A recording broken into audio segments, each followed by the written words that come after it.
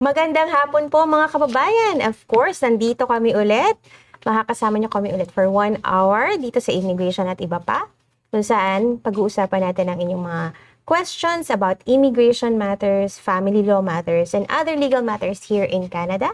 Ako po si Jean Aguilar, and of course, welcome back kay Attorney Jake Aguilar. Salamat, Jean. Magandang hapon po sa lahat ng nanonood ngayon. Yan po, nakabalik tayo after 3 weeks. Yan, Ito fresh po ang, na fresh. Mukha bang fresh? Jet lag pa po yan. Nakabalik ko lang nung Sunday, actually, a few days ago. Okay, so yes, now is the time again to send in your questions. Kung ano po ang inyong mga nasa isipan today, pwede niyong tanungin si Attorney Jake. Yeah, sana po live. hindi kayo nainip. Sana na Sana ipon nyo kasama yung pa mga rin tanong namin nyo. kayo ngayon. Yan. And before anything else, of course, we will be discussing lang yung mga recent Updates. IRCC updates. Right, So just right.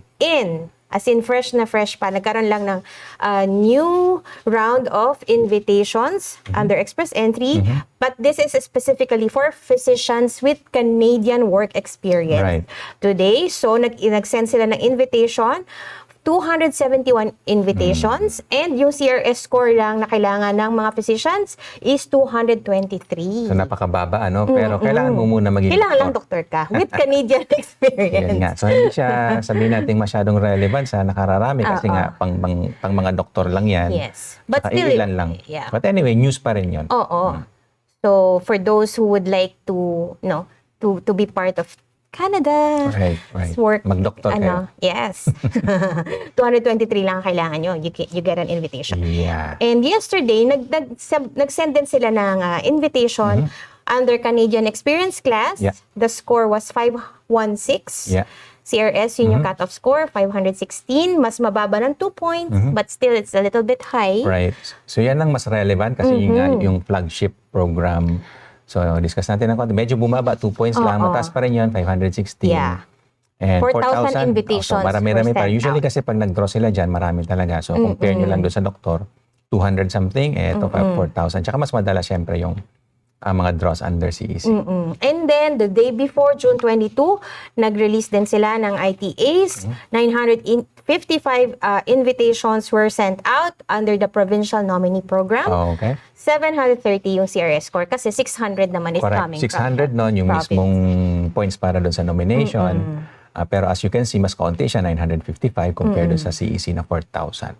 Yes. Okay, And meron pa. end of May 28, nag-issue din sila ng invitations for French again. Okay. French language proficiency, So, ilan naman? 4,500 invitations. Mas marami pa doon sa CEC. So yun yung lagi natin sinasabi. Although yun nga, yung CEC supposedly, yung flagship, yung actual na mga invitation, mas marami pa yung sa French. Kaya hindi tayo nagsasawa na i-promote yung French as your parang ticket or pathway to become a permanent resident. Ilan yung minimum? 409, 409. Compare that with the 516, Yes. di ba? So, yun nga, saan ka Malaki-laki pa? yun. Anong gusto mo? Ikaw naman pipili. Anong pathway yung gusto mo? French category ba? O yung sa main Yes. CECE? It's your Ayun. choice. Kayo po yung magde-decide. Okay, so yun lang po yung mga updates natin. And upcoming changes to the Express Entry system, malakas yung bulong-bulungan, that they've also mentioned this. So si Minister Diab, they've also mentioned that they will be doing an overhaul with regards to streamlining an Express Entry. So abangan nyo lang po, they will be Yeah. streamlined. So yung categories is streamline nila. They will introduce a new federal high-skilled immigration class with streamlined eligibility requirements and repeal the existing FSW, CEC, and federal skilled trades. So parang pag-iisahin na lang nila yun yung balita. So, Yun yung balita. Dati kasi tatlo yan. Yun nga, federal Yes. skilled, trades, at saka yung CEC. So, They're ayun lang. planning to these proposed changes they're planning to implement this by the end of this year. Okay. So yung high wage occupation factor, ayan, malakas din ang Yan. bulong-bulungan dyan. Umuugong po yan. High wage, high skilled. Additional points are being considered for candidates who possess Canadian work experience under high wage. Ayan, yung mga may valid Right. job So lagi offer. pong gusto, so far, yung alam natin over the past few years, laging preferred ng Canada yung high skilled. Yes. Siyempre, versus low skilled. Tsaka yung high wage Yeah. versus low wage. So, yun po yung preference ng Canada. And ngayon, binaback up pa nila saying na bibigyan nila ng additional points yung high wage nga or high skilled.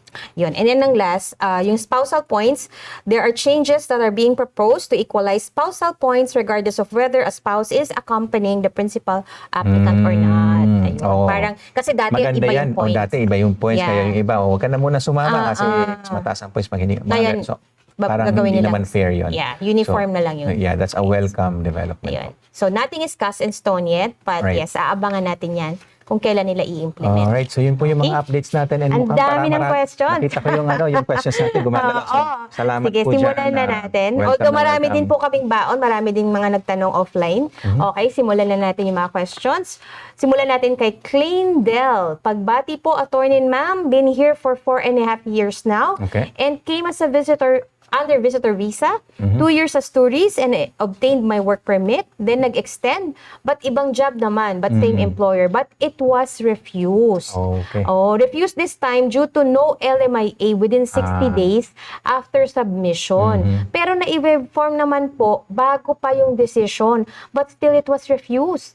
We did apply for reconsideration, still no update, 2 months na. If you're currently out of status, would still be worth it mag-visit visa po? Or would it be fine na umuwi na po muna ng Pinas? Pero may isa pa siya. Ay, hindi. Teka, Hindi. sorry. Iba yung nabasa Iba mo. pala yung binasa ko, sorry. Ito siya. Si Clean Del pala. What to do next po? Di ba red flag kung sa 80 days saka mag-apply ng restoration at new work permit? Yung work permit refusal po ba yan? May epekto po ba pag nag-apply ka sa ibang country for visit visa or for work visa? Sorry, nalito Medyo ako kay maraming- Clean Del. Oo. Ay, Meron pa. kasad po kasi yung inaalala ko sa kastagal ko na po dito given the fact na visitor visa lang ako pero legal naman po lahat Right. ng stay ko as Right. of now out of status dahil nga no refuse ang work permit but will do Alright. restoration. Okay. Pag po ba nag-apply ng restoration, di na po ba ako out of status? Ano pong status ko nun? So marami-rami yun, Yan. pero I think naalala ko naman yung mga questions na lahat kabit-kabit naman kung may sense naman yung mga Nasingitan lang. Sorry. Si So ang alam Clean Del. natin, 4.5 years na siya. Nag-start siya as a visitor and then later on nagkaroon ng work permit. Nangyayari naman talaga yon. Nagpa-extend. So ang sabi niya, nagpa-extend kaso na-refuse kasi walang LMIA. So yun pa lang, talagang nare-refuse yun kasi nga kailangan po talaga ng LMIA. So prerequisite po talaga siya. Hinabol via web form. Via web form, meron na. Ayan o. Pero na-web form naman po okay. bago pa yung decision but still it got refused. We did apply for reconsideration, still no update, 2 months na. Bago pa. Na-web form, hindi clear. Na-web form nga na may Oo. bagong LMIA. Yeah. Hindi clear yun eh. So, Ayun lang. paki-clear na lang po kung yung pag-web form nyo ba, andun na yung LMIA na approved. Kasama na po ba yung kasama na ba yun? approval? O nag-web form lang kayo without LMIA? Baka po hindi I'm na not sure i-attach. kung yan. Baka hindi na-attach. So, yun yung possible na cause ng Yeah. refusal.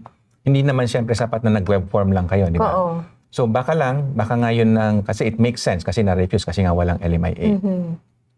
So, but anyway, yun lang, we'll assume na wala pa talagang LMIA.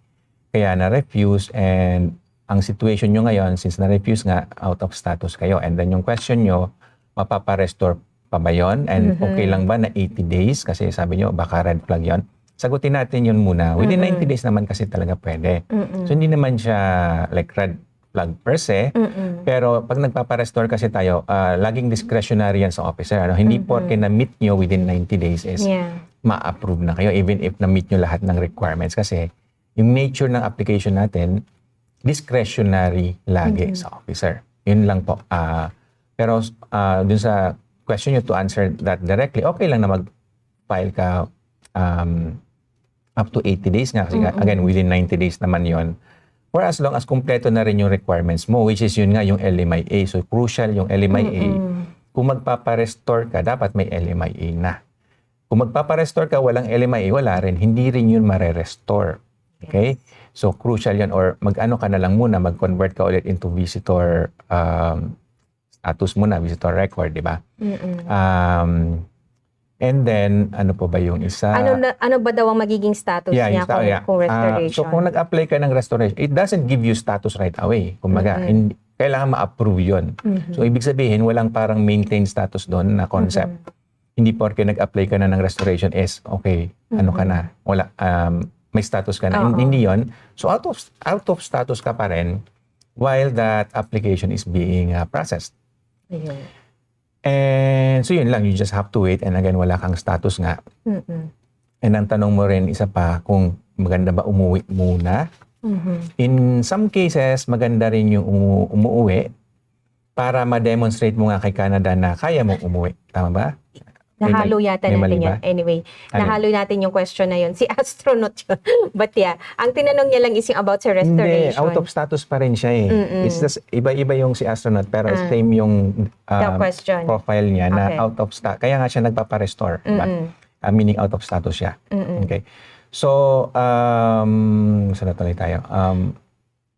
So Ayan, yan, pag nag-apply ka ng restoration, it doesn't mean na may status ka na agad. So, habang hinihintay yung application mo na yon, wala kang status. And in some cases nga, magandang umuwi din muna kung makaka-uwi kayo para nga ma-demonstrate nyo kay Canada na kaya nyong umuwi. Kasi the more na para bang hindi nyo kayang umuwi, the more na mare-refuse ka. Kasi yun yung laging, again, discretionary yung decision ni officer, no? And then usually, yung sinasabi ni officer is, hindi ako satisfied na uuwi ka before mag-expire yung status mo. Yes. So kung para bang wala kang capability na umuwi, mare-refuse ka kasi nga ang chances na mag-overstay ka malaki. So yun lang yun. I hope medyo clear, medyo nagkaputol-putol yung explanation natin pero i-summarize na lang muna natin. Na-refuse kasi walang LMIA. So valid. Ito, may follow-up information siya. Opo, meron na pong LMIA dun sa Okay. web form bago na-refuse. Okay. So, hindi na nakita siguro ni officer, minsan nangyayari yon. So, kailangan i-point out nyo yon na may LMIA naman. Or, dun sa restoration nyo mismo, pwede na yon. So, since kung nasa restoration period naman kayo, Explain na pa tama. explain nyo na lang, apply na lang kayo ng restoration, and then isama nyo na yung LMIA doon. So, pwede pa naman. May chance pa, basta nasa restoration period pa rin kayo. And again, dun sa question nyo, within 80 days, pwede pa yon. Hindi yun red flag. Oo. Ayun. Maraming salamat, Kleindel, for that questions. Medyo putol-putol, but hopefully we got to answer your question. Ayan, maraming salamat. Okay, we move on to Astronaut SSI. Yeah. Ayan. Hello, if you're currently out of status, would still be worth it mag-visit visa po? Or would it be fine na umuwi na po muna sa Pinas? Yun nga, similar, Ayun, related. very similar, But, okay, so yung kay astronaut, Out of status din kung siya. makakapag-apply, kung makakapag-restore pa rin kayo, kung within 90 days pa rin kayo, pwede naman pa-restore nyo yung status nyo as a visitor kung gusto nyo pa talaga mag-stay. At kung meron nga din kayong compelling reason to stay, ano ba yung Yes. dahilan nyo? Kasi yun yung ini-evaluate dyan. Deciding factor. Yan. Ano ba yung reason nyo to stay? Oo. Importante ba yon? Parang, kasi yun yung winning way ni officer. So kung somehow meron kayong importante kailangan gawin dito sa Canada at kaya nyo naman na suportahan yung sarili nyo, pwede kayong payagan. But again, hindi kayo pwede mag-work, di ba? So kailangan pakita nyo na meron kayong funds Yes. to stay here in Canada. Otherwise, matetempt kayo mag-work and ayaw ni officer na mag-work kayo without authorization. So yun yung mga winning way ni officer dyan. Yeah. And again, similar dun sa nasabi natin tungkol kay Klein. In some cases, maganda nga na umuwi para mapakita nyo kay officer na kaya nyo umuwi. Kasi the more na may pakita nyo, hindi ko kayang umuwi kasi magastos, mga ganon. The bigger the risk. The more the bigger the risk na ma-refuse kayo kahit na na-meet nyo yung mga ibang requirements like kahit na for example may lamia kayo, may mga ganon kayo, ma-refuse pa rin kayo kasi sasabihin ni officer, hindi siya satisfied na uuwi ka before mag-expire yung status mo. Yeah. Ibig sabihin, yung chance mo to overstay is big. Kasi nga, parang pinapakita mo, hindi mo kayang umuwi. Oo. So yun lang. Hopefully, clear yung discussion natin tungkol dyan. To answer the question directly, pwede naman magpa-convert into a visitor record. But in some cases, consider nyo rin, kung hindi naman ganun ka-importante yung kailangan yung gawin dito sa Canada, uwi muna tayo. Consider, Total, makabakasyon tayo sa Pilipinas. Yung nakakagaling ko lang doon, maganda na po ang Pilipinas ngayon. At least compared doon sa dati, nung iniwanan natin siya. Okay. Okay, maraming salamat astronaut for that question. Okay, so we move on to Minerva Aceret 6741. Hello po, attorney and ma'am. Anong maganda pong pathway sa PSW na mababa ang score for express entry? Ideal po ba ang rural? Okay, magandang tanong din po yan. So kung hindi tayo, yun nga, nabanggit natin kanina, express entry, so yung CEC nga mataas yung doon, points na kailangan, tapos yung French na category naman, syempre kailangan mo mag-aral ng French. Kung hindi tayo pa pwede doon, yun may other pathways pa rin, nabanggit yung rural, pwede yun. So yun yung mga other options nga din talaga.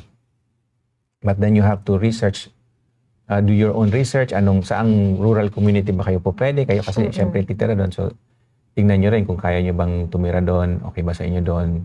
Plus ano ba yung hinahanap ng rural community na yon? PSW ba? Nasa sa kanila iba-ibang community kasi iba-iba yung pangangailangan di ba? So you have to do your own research. But anyway, sa tanong nyo, pwede pa rin yung rural. At in most cases nga, yun talaga din yung yung alternative nyo. Especially as you said, mababa yung score nyo doon sa express entry, hindi tayo competitive doon. So may other pathways. Rural is one of them. Ayun, okay. Maraming salamat Minerva for that question. Ayan, so natanong na natin yung kay Cleandel. We move on to Gandaka 5281. Ma'am, bakit po kaya 503 IRCC PR tracker error since last month? Ayun. Actually, may nagsabi na sa atin, kasama natin sa office. Madami na daw talaga nagre-report ng error with regards to the tracker. Okay. No explanations from the IRCC yet. So internal po yan, si IRCC lang po makakasagot yan. Hindi natin po masasagot Hindi po kung kami bakit sila may IRCC. error. Pero IT concern, IT problem po yan ng IRCC. So they just need to resolve it. Yeah. So yun po, wala po tayong magagawa. masasabi. Unfortunately po, hindi pa sila nagre-respond. Marami na rin nagtatanong. So at least we know na hindi po kayo nag-iisa. Marami po kayo. Okay, maraming salamat Gandaka. We move on. Ayan, naghahay lang si J3 Hi din po. Poy, J3. 07. Attorney, good day. Good day din po sa inyo. From Joseph Perez, this 699. Ma'am, sir, anong magandang pathway sa childcare dito sa Alberta? Childcare, so yung parang caregiver din yun, di ba? So yung HCTP. yung pathway dyan sa ngayon nga naka-pause kasi nga yung previous applications nung last year hindi pa nga napaprocess. So yung for this year naka-pause muna siya. Yun yung main pathways for childcare providers. In the meantime, renew lang po tayo renew muna ng work permit natin. So make sure lang po na meron tayong LMIA para dyan. Medyo advanced tayo dapat mag-isip bago pa mag-expire or kahit malayo pa yung expiry, naghahanap na tayo ng potential replacement or tanong nyo yung existing employer nyo kung i-renew ba kayo if ever, kung mag-expire na yung work permit nyo, i-renew ba kayo, mag-a-apply ba sila ulit ng LMIA kasi kailangan ng panibagong application ng LMIA yun. But for now, yun lang po talaga, extend tayo ng work permit until such time na mag-open yung pathways for caregivers. Ganun lang din po talaga. At saka yung nabanggit din kanina na rural communities. So, I know sa Alberta may mga rural communities din. Hindi lang po natin kabisado yung mga yan, pero you have to do your own research nga. And so yun po, mag-inquire kayo, mag-research kayo kung sinong rural community ang somehow naghahanap ng childcare providers para mai-recommend nila for PR. So, ganun po yung pwede nyo maging pathway dyan. Ayun. Okay. Maraming salamat po sa inyong question. We move on to Rodora Heights 4861. Hello po, Attorney Jake and Miss Jean. Last week po, tumawag ang IRCC sa employer ko regarding LMIA application for HSW. Nag-renew po ako sa kanila for the third time na po. Till now, wala pa pong balita. Is that a good sign po? Hindi po natin masabi just because of yung time na nag-elapse, kung mahaba man or maikli, whether it's good or bad. Baka na-busy lang si officer. So we can't really know, we can't really say good news ba yun or bad. Although parang medyo matagal nga din. Usually kasi pag tumawag sila, mabilis na lang yun eh. In a few days, mayroon ng desisyon. Kung 1 week na medyo... Yeah, so kung 3 weeks na, medyo nga matagal-tagal na rin yun. But it doesn't mean, yun nga, hindi siya indicator whether it's good or bad. So wala tayong masabi Just dyan. wait. Just wait. Yun po, good luck na lang po sa inyo. But HSW, ito lang po masasabi natin dyan. In most cases, na-approve siya in the sense na wala, kasi kailangan nyo i-demonstrate nga, or kailangan i-demonstrate ng employer nyo na wala silang makitang applicant na PR or citizen for that particular role. And sa pagkakaalam naman nga natin, usually wala rin talaga nag-apply dyan na PR or Canadian citizen. So malaki po yung chances niya na ma-approve for as long as nasunod din ng employer nyo yung mga technical requirements. Very technical po kasi yung requirements ng LMIA. Kung third time na naman na nare-renew, malamang sanay na po siya. alam na po siguro ng employer niyo. Right. So, I would say po, you have a good chance po na ma-approve. Okay, maraming salamat Miss Rodora for that question. Ayan, may follow-up question si Gandaka 5281. Ma'am, June 2025 po ang common law of spousal. Nag-apply siya ng common law sponsorship. Open work permit na po ako. Bakit po kaya ang tagal ng background checking hanggang ngayon po in progress pa din? Kailan kaya ako ma-approve sa final decision? Magandang tanong, pero yun po, unfortunately, syempre hindi rin natin masagot kasi nga, again, internal yan. So, depende lang din talaga sa load nung kung sino man yung nag-handle na application nyo. Baka nagkasakit siya. We don't know. It can be anything. Pero yung background check, it can take a while din po from our experience din sa ibang clients namin na yung background check. Medyo matagal Minsan mabilis, talaga. minsan matagal. So, we don't know. Yeah. Kasi depende rin yan sa specific situation nyo. Baka may nakita silang something na kailangan nilang i-verify. And sometimes, it takes time for the verification process.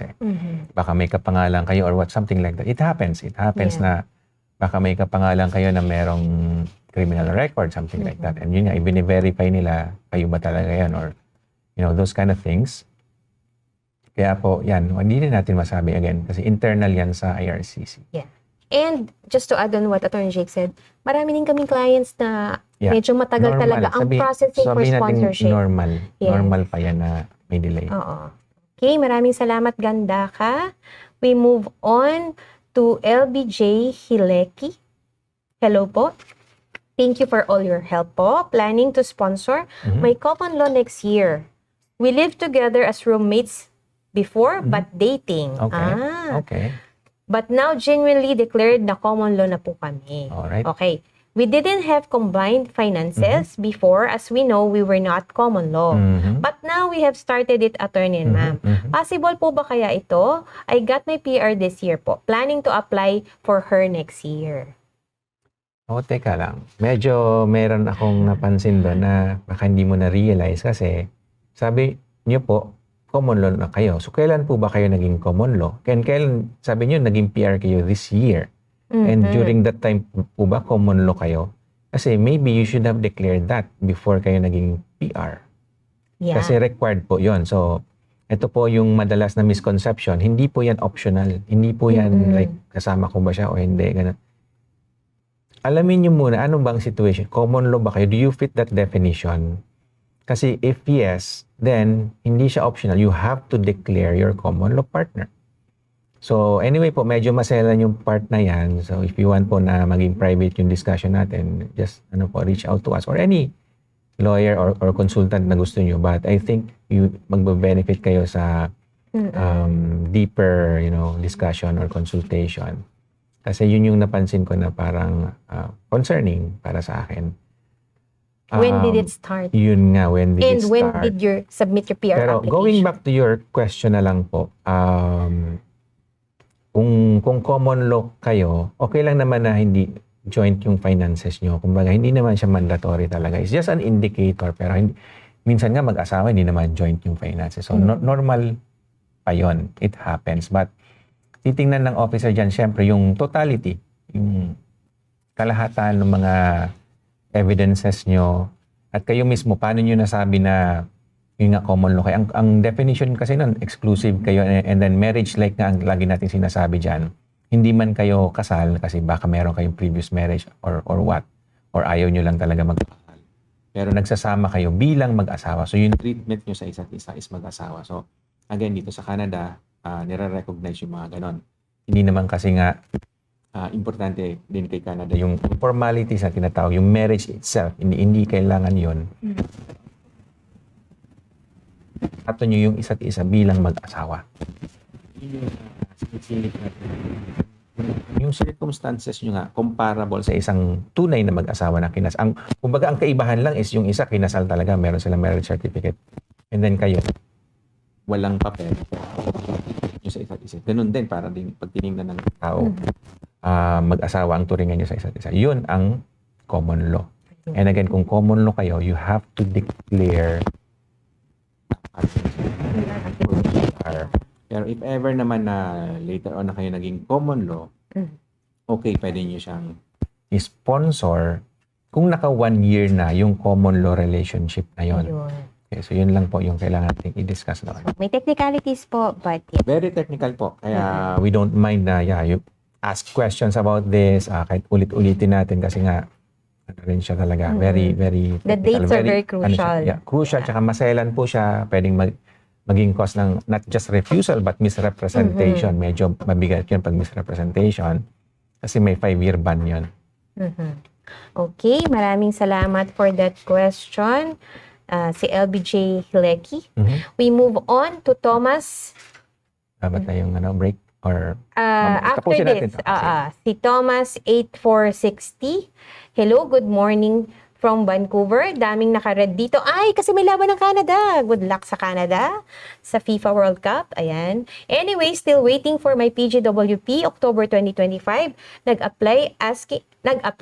Asking for advice if yung passport ko mag-expire ng September 2029 and lalagpas pa ng July 2026 yung processing ng PGWP. May continuation na question.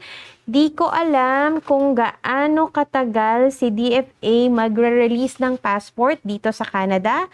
Paano yun? Should I renew my Philippine passport now and submit as web form? Sige po, yun ang sasagutin natin. Pagbabalik ng break.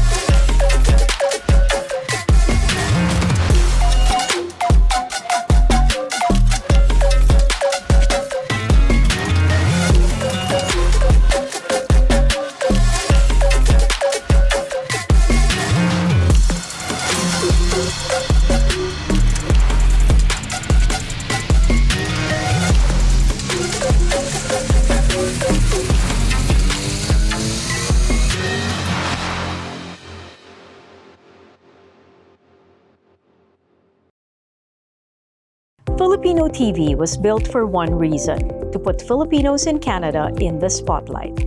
Every Filipino in Canada has a story. We made it visible.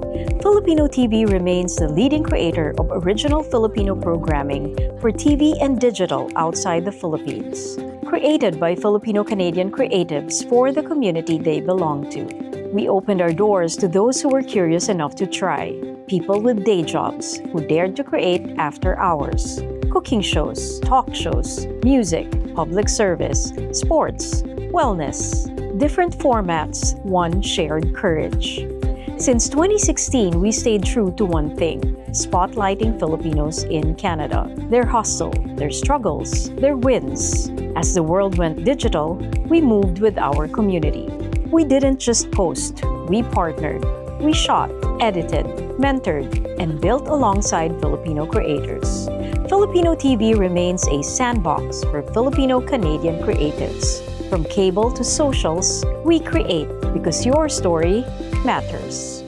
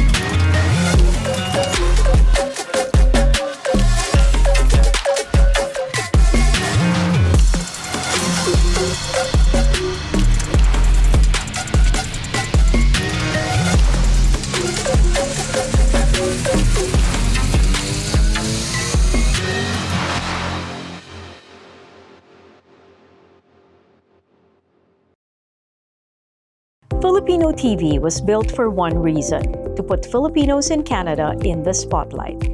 Every Filipino in Canada has a story. We made it visible. Filipino TV remains the leading creator of original Filipino programming for TV and digital outside the Philippines. Created by Filipino-Canadian creatives for the community they belong to.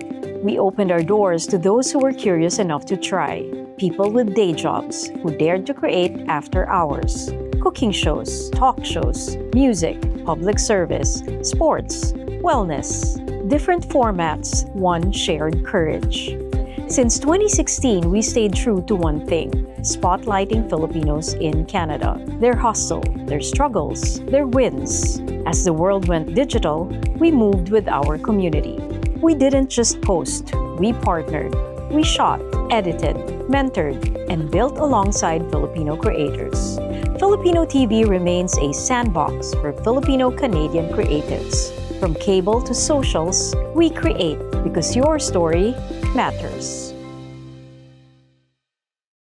Lang nanonood. Ayan na. Ayan. Okay. So, balikan natin si Thomas SV8460. So, sabi niya, nag-apply siya for PGWP October 2025. And yung passport niya mag-expire ng September 2029. Okay. So, he's thinking kung lalagpas pa ng July 2026 yung processing ng PGWP niya, would it be good na i-renew niya yung passport and i-submit na lang as web form? 2029, so that's about 3 years from now. Okay lang siguro muna na hindi kasi usually yung PGWP, di ba, 3 years lang din naman yun, di ba?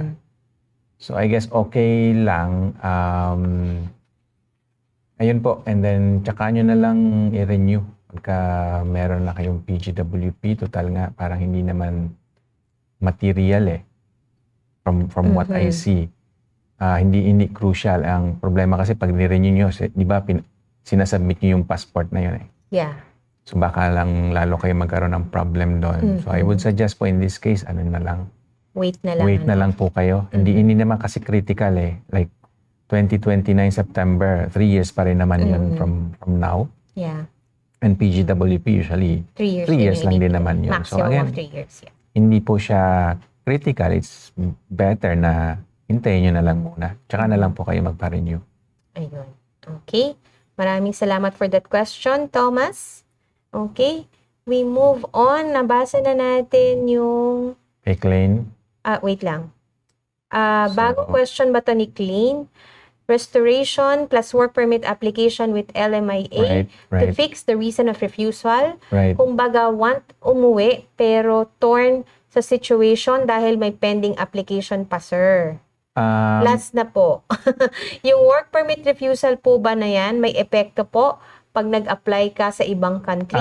Okay. Like for visit visa or for work visa? Okay. Sobrang inaalala ko po kasi I yan. see. Sige po, Salamat sagutin po natin para wag na kayo mag-alala. Yung refusal po ng work permit, hindi naman po yan negative or makaka-apekto sa application nyo sa ibang country. So okay lang po yun. Hindi naman, hindi kayo mare-refuse dahil may previous refusal na kayo. Independent naman po yung assessment nun. And yung refusal nyo, baga, normal, sabihin natin, kaya kayo na-refuse dahil meron kayong hindi na-submit or hindi kayo naging qualified. Usually, ang potential na negative reason, na-refuse kayo tapos magiging negative siya or ma-apply siya dun sa application nyo sa ibang countries is kung, halimbawa, nag-misdeclare kayo, may mga misrepresentation kayo, mga ganon. So, syempre, hindi maganda kasi parang hindi kayo credible ba?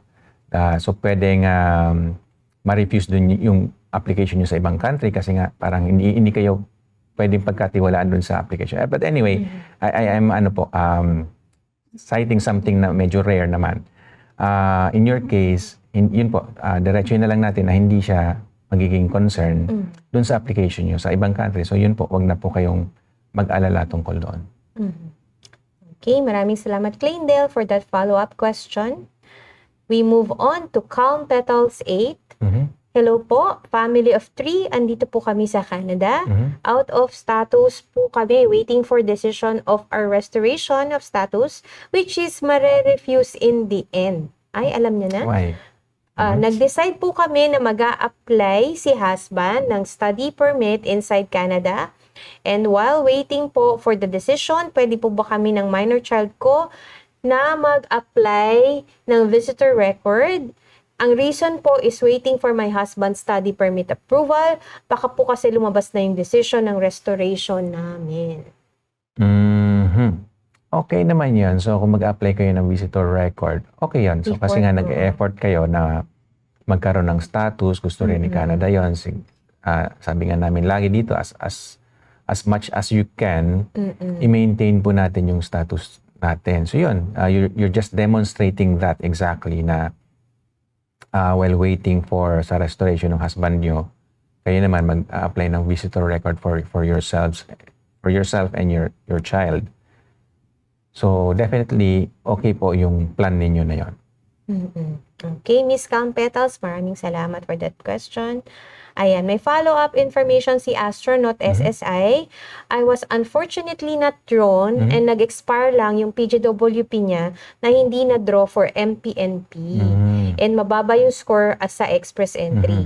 Then my employer can't provide an LMIA. So I decided to go home instead. Okay. Visit. That is why I am Okay. thinking to study French at home na lang as my last resort while waiting. Good. Po. Good Yes. for you. So, tama po yan. May tanong po ba or wala naman? Nagsasabi lang kayo. Which is good. parang Anyway, in-explain. we strongly encourage nga yun po ng pag-aaral ng French. Kasi as we reported earlier, mas marami pa yung ini-invite sa French. Yeah. And then, mas mababa yung Score. na kailangan nyo. Yung recent data lang natin, 409 yung minimum compared dun sa CEC na 516. So, significant po yun. And by the way, yung French mismo, it gives you points. 25 or 50. So, yun pa lang, medyo significant na rin yun. Plus nga, mas mababa lang yung kailangan yung i-meet. So, yun po. At saka, you can study French anywhere, sa bahay, sa sasakyan, sa klase. It's up to you how you do that. Wala namang particular na prescribed way to study. Ang importante, mapasa nyo yung exam. Yung standardized exam para sa French. So, yun po. Good luck sa pag-aaral. Ayun. Okay. Maraming salamat for that question, Astronaut.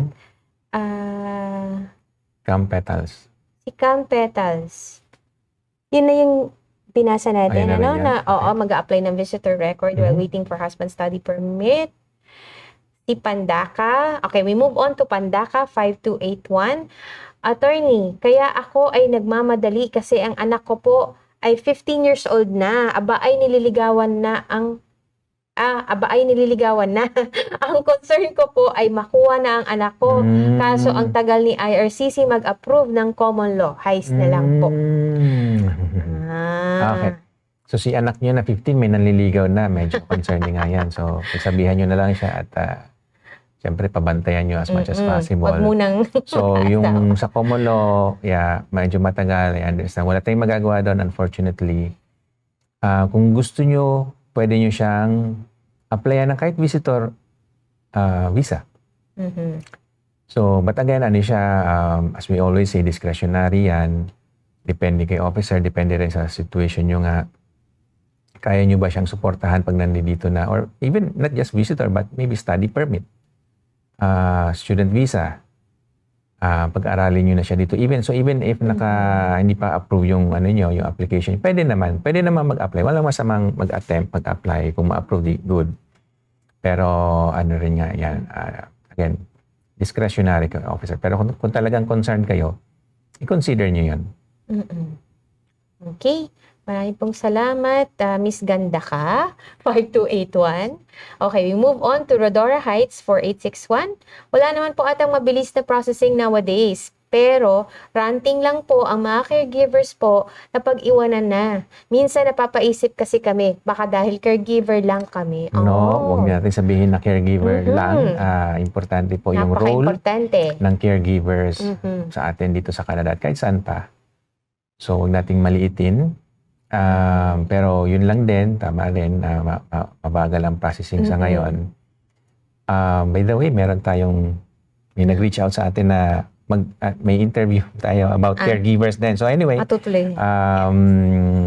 yun po, ano na lang, huwag nating maliitin yung role na ginagampanan ng mga caregivers natin. So, and marami sa atin dito nga, tayong mga Pilipino, marami sa atin caregivers, at saka yung pamilya ng caregivers na karating dito sa Canada through that. And nire-recognize pa rin naman ng Canada nga yung role ng caregivers. It's just that, syempre may mga recalibration na tinatawag. Minsan kasi nasosobrahan na rin yung dami. And depending nga rin sa overall need ng Canada, syempre ang priority is Canada and Canadians. So sa ngayon, medyo, parang may oversupply yata ng caregiver. I don't know, but from what I see, hindi oversupply. Marami pa rin ang pangangailangan. Malaki pa rin ang pangangailangan sa caregivers. So, wait and see lang po. Kapit lang tayo muna. Okay, maraming pong salamat sa inyong mga hinaing, Miss Rodora Heights. Okay, we move on to Luvet Yumul, 14320. Ay po, good day, attorney. May gusto po mag-sponsor sa akin, housekeeping. At bibigyan po ako ng LMIA. Possible po ba kahit tourist po ako? Salamat. Pwede naman po, pero baka lang po, kailangan yung lumabas muna. Kailangan yung mag-exit muna under current rules. Pag magko-convert po kasi tayo ng tourist into work permit, maaring lumabas muna tayo at doon tayo maghihintay. Parang yung sa US naman, anyway, I don't want to speak too much about that. Pero parang may ganun din kasing rule sa US na lalabas ka muna at doon ka maghintay sa labas. Yung mga green card holders. Yung mga green card holders naman yon, yeah. So in this case, ito matagal ng policy ng Canada na labas muna tayo kung magko-convert tayo from tourist into worker. Ang purpose lang noon is para mabawasan or makontrol yung dami ng foreign nationals dito sa Canada. Ayun. Okay, maraming salamat, Luvet Yumul. Ayan, may follow-up question si Kleindel. Pag po ba umuwi ako while processing restoration at work permit at na-approve pong work permit ko, makakabalik pa po ba ako? Kasi po, home support worker, yun. Close po kasi siya for outside, sir, ngayon. Correct. Di po ba red flag kasi abandon yun? Hindi naman red flag, pero yes, abandon yun. Ayokong gamitin yung, kasi pag red flag, parang meron kayong hindi magandang ginagawa. Ganun yung dating nun red flag or something negative. Wala namang negative dun sa ginagawa nyo. But yes, kung lalabas kayo, yung restoration nyo, ma-abandon na yun. Kasi kaya kayo nag-apply for restoration habang nandito kayo sa Canada at walang status, yun na i-restore nyo at para magkaroon kayo ng status. So kung lalabas kayo, hindi nyo kailangan ng status. Wala naman kayo sa Canada. Yung status, kailangan nyo lang yun pag nasa Canada kayo. So yes, abandon yun. But it's not considered negative. Hindi siya red flag. Yun na lang po. Okay. Maraming salamat, Miss Kleindel. We move on to Mix 7830. Good day po, Attorney and Miss Jean. Allowed po bang mag-study ng 6 months below ang close work permit holder? Thank you po. Salamat sa tanong. Importanteng tanong yan. Ang sagot natin dyan, supposedly pwede, pero it's best na rin. Best practice, mag-apply na rin kayo ng study permit. Yun ang recommendation din ni Canada mismo. Na mag-apply na lang din kayo ng study permit just to be sure. Okay, Mix. Maraming salamat for that question. We move on to Ziren Domingo, 1092. Hello po, attorney. Any advice po? Meron akong experience as a cleaner supervisor sa Vancouver. Ngayon po, andito ako sa Manitoba as an open work permit, working as a cleaner for 1 month, aiming for more than initiative. Okay. Meron po ba akong chance sa MPNP? If ever po mauwi, eligible po kaya for SWO? I think, Manitoba, ano ba yun? Hindi ako familiar din SWO, pero hindi tayo, unfortunately, familiar din sa MPNP. Depende yan kung nasa list ng mga streams ng MPNP. We need to do a little bit more research dyan. Kung baga wala tayong stock knowledge para sagutin yung tanong. Skilled worker overseas, Manitoba. Yeah. Kung meron tayong konting time at may yung kaibigan natin sa office, pwedeng maggawa ng konting research. Tingnan po natin kung anong latest tungkol dyan. Yun, yung SW pala is Skilled Worker Overseas.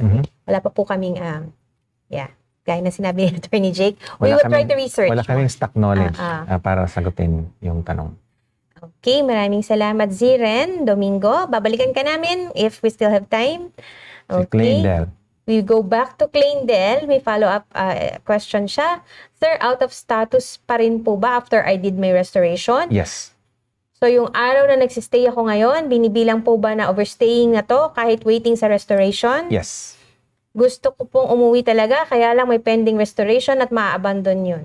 Yes, ma-abandon yun. Pero kung gusto nyo umuwi, yun nga, in some, okay din yun. Kasi nga, as I mentioned earlier, na-demonstrate nyo kaya lang ano siya, I think ang yung work. Yung work. Yun nga, kung gusto nyo, sa labas kayo maghintay nun. Caregiver is only kung caregiver, applicant. we have to check then yung particular situation nyo. Kung kinakailangan na magstay, wala kayong ibang option. Siyempre nga, kung magstay kayo, magpa-restore kayo and to wait. I understand na gusto nyo umuwi, pero kung required na magstay kayo dito sa Canada, and na hindi nyo i-abandon, then yun, you have a difficult decision to make that you have to stay here until na madesisyonan yung application nyo. Otherwise nga po, pag lumabas kayo, ma-abandon yun. Pero you have to check, yun nga po, yung kasi yung advice natin dito, yung didi-discuss, it's for general purpose. It's not specifically for you per se. Although minsan sa communication natin parang it's for you, pero yun yung limitation natin na kailangan din somehow i-reiterate natin na we're not doing a like a live consultation. Hindi po ito live consultation. Kung gusto niyo ng consultation, it has to be private. And kasi we need to dig deeper into your specific circumstances na sometimes we cannot do it here kasi mga private information nga yung pag-uusapan natin na hindi natin dapat i-divulge sa public, di ba? So, but anyway, yun yung nabanggit namin. General rule yun is applicable for most people na in some cases, you have to stay in Canada hanggang madesisyonan yung application niyo.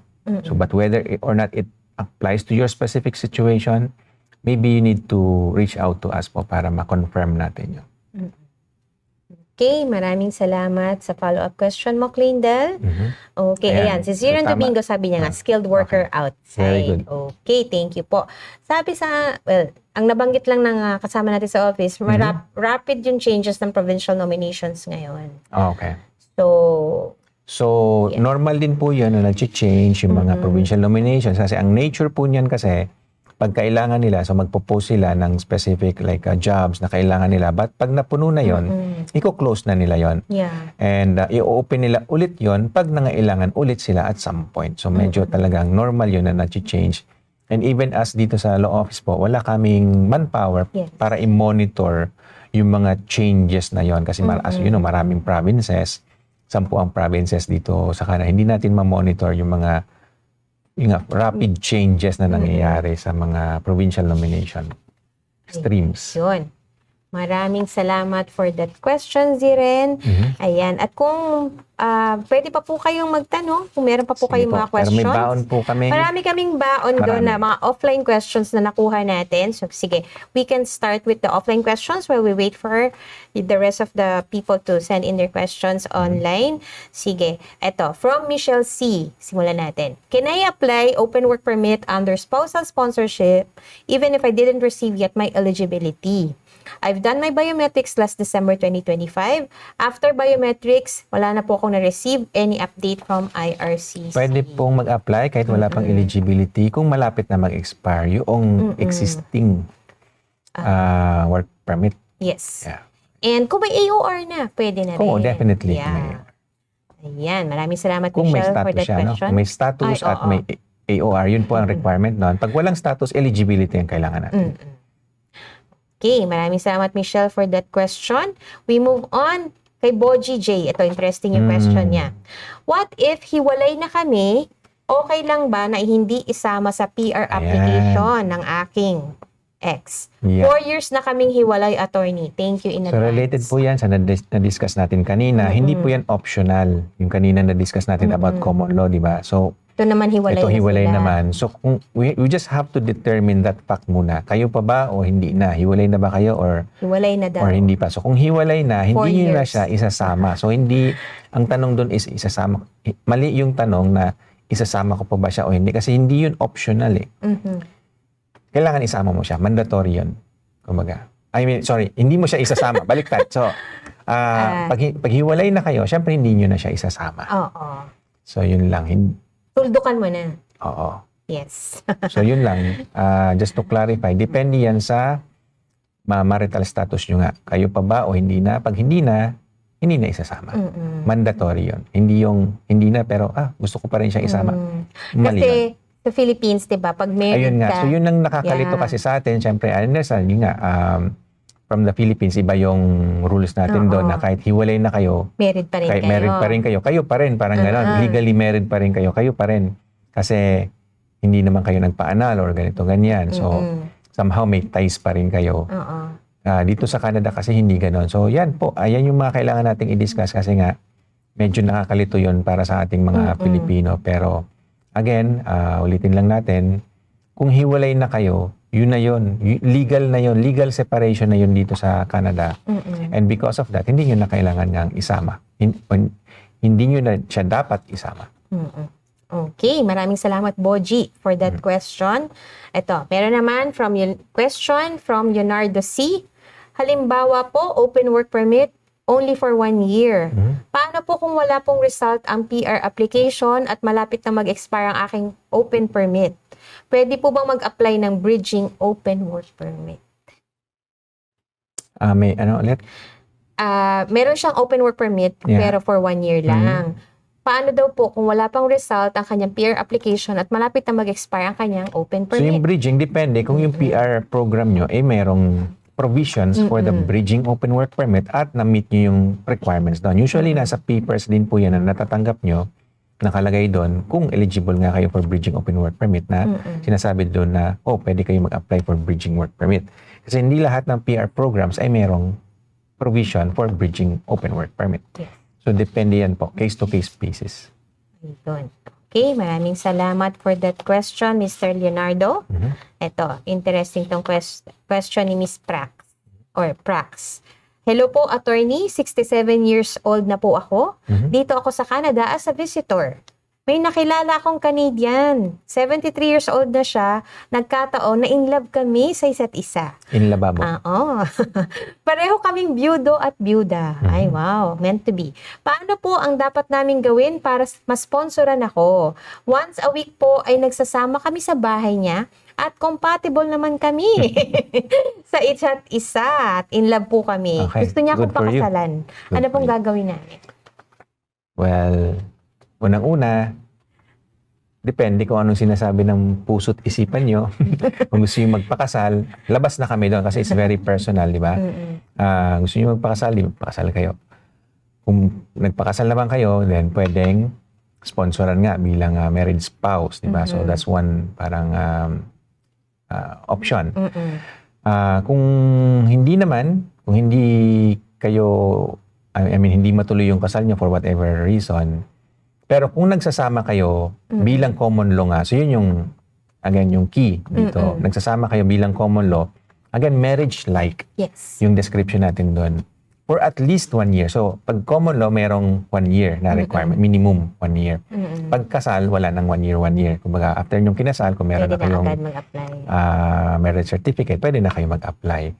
Pero kung, kung hindi pa kayo kinakasal, pero naka 1 year na kayo, bilang common law, nagsasama kayo, bilang parang mag-asawa, yun ang magka-qualify. So yung once a week, medyo, I don't know kung bakit once a week lang kayo nagsasama. Kasi ang expectation sana is, tuloy-tuloy. Yeah. Di ba?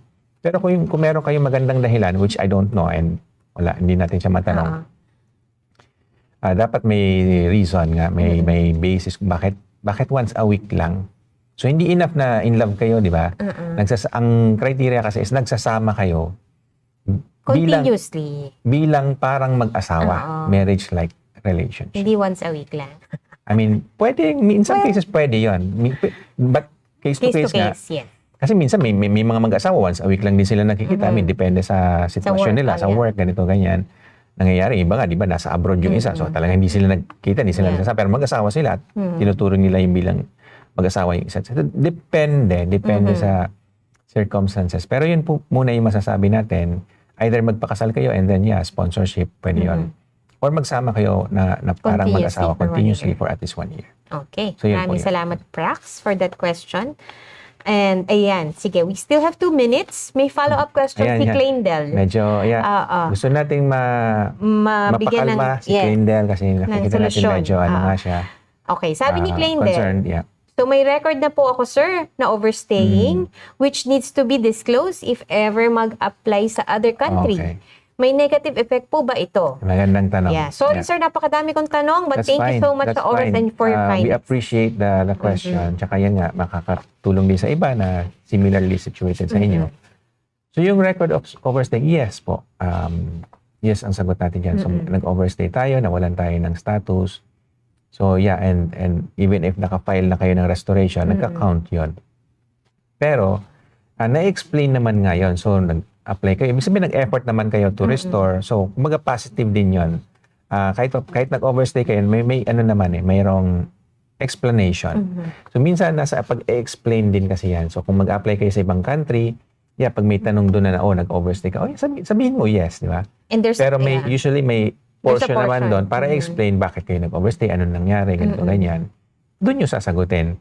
And in your case nga, hindi naman siya talaga negative kasi nga, sandali lang naman yung overstay, hindi naman ganun kahaba. And then, again, explain nyo na lang nga na-refuse, bakit na-refuse, ganito, ganyan. So, hindi po siya as negative as we think. So, hindi naman nag-overstay kayo na, parang wala na kayong pag-asa, ganito. Hindi ganun. Nasa pag-explain po yan. And kung medyo pa rin kayo, concerned pa rin kayo, maybe you need to consider hiring someone to help you out with the explanation, if ever. So, doon po nakakatulong siyempre yung mga professionals kasi yun, trained sila para sa ganyan. Sa pag-i-explain, alam nila yung kiliti ni officer.